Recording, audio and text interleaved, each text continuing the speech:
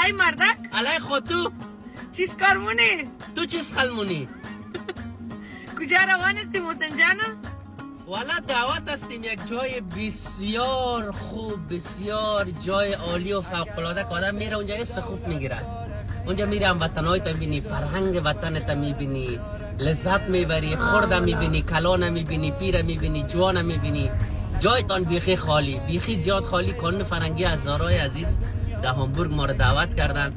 بیا گفتیم بریم همونجا که ساعت ما هم تیر شم ساعت دوستا هم همونجا تیر شوه جایتان دیگه واقعا خالی است او چی با دستت هم یک از عشقم است کاپ طلا هر جا و نمونه را خیخ میبورم جان ما دلم است نفسم است یک چیز عاشقانه است